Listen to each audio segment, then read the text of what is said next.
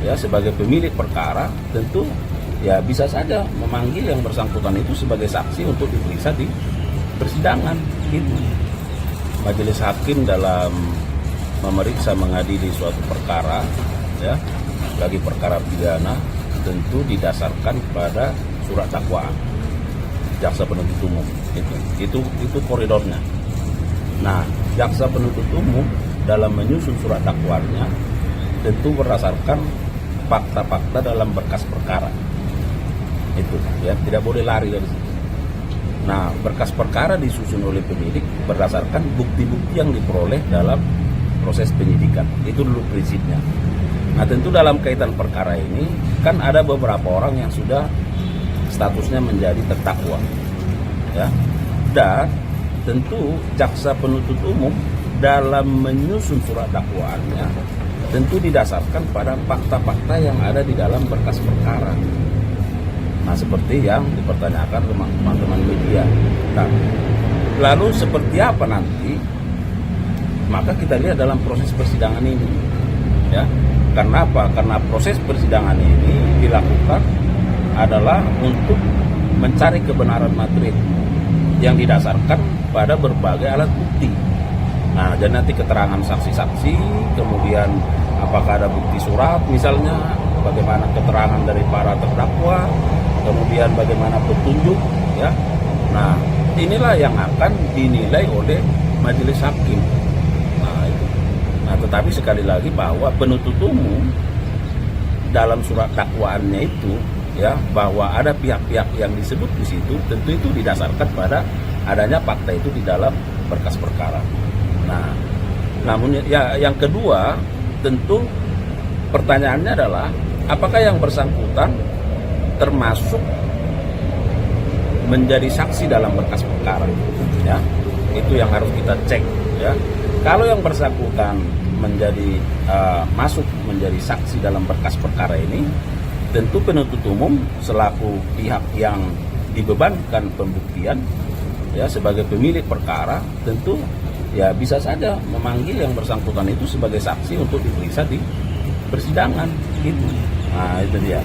Nah, tetapi kalau yang bersangkutan tidak masuk di dalam berkas perkara dalam daftar saksi misalnya, maka itu dikembalikan kewenangannya kepada majelis hakim untuk menilai apakah harus dimintai keterangan atau tidak ya. Nah, jadi ini sedang berproses. Nah, kemudian seperti yang saya sampaikan bahwa tentu dasar dari penuntut umum menyebutkan pihak-pihak itu dalam surat dakwaannya didasarkan pada fakta-fakta yang ada di dalam berkas perkara. Berarti artinya Pak, ini penuntut umum sudah sebelumnya itu sudah menelaah Pak bahwa itu Menteri Koperasi sekarang itu sudah diperiksa atau enggak sebagai saksi atau gimana Pak? Nah, jadi begini, di dalam berkas perkara itu kan ada keterangan-keterangan saksi kan. Nah, itu tadi yang kalau kita kembali ke pasal 184 KUHP itu ada keterangan saksi di situ. Ada mungkin ya, ada keterangan ahli ya. Ada surat ya, ada keterangan para tersangka atau terdakwa. Ada petunjuk tentu diperoleh dari barang bukti yang ada. Nah, tidak harus dari keterangan yang bersangkutan, tetapi bisa dari keterangan-keterangan lain yang ada dalam berkas perkara. Nah, itu yang saya sebutkan tadi, yang perlu kita pastikan adalah apakah yang bersangkutan itu pernah diperiksa sebagai saksi di dalam berkas perkara. Masuk nggak yang bersangkutan dalam daftar saksi? Kalau masuk, tentu nanti penuntut umum bisa menjadwal untuk dipanggil dan diperiksa di persidangan sebagai saksi, ya kan? Nah, kalau tidak, ya kalau memang dari keterangan-keterangan nanti di persidangan ternyata kuat bahwa peran pihak-pihak terkait, hakim bisa menentukan sikap seperti apa. Itulah fungsinya majelis hakim yang memimpin mengadili perkara ini. Nah, itu dia. Ya.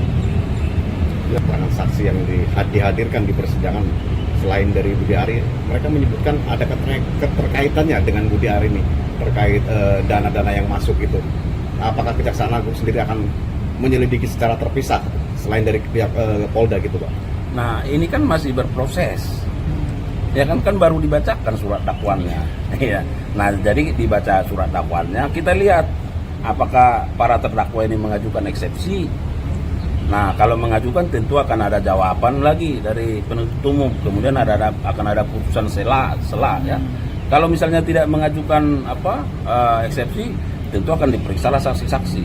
Nah, konteks perkara ini, sekali lagi konteks perkara ini kan yang melakukan penyidikannya terhadap perkara judi online ini dilakukan oleh teman-teman di Polri. Posisi kami adalah sebagai penuntut umum, ya, sebagai jaksa penuntut umum. Jadi itu harus bisa dipisahkan. Ya.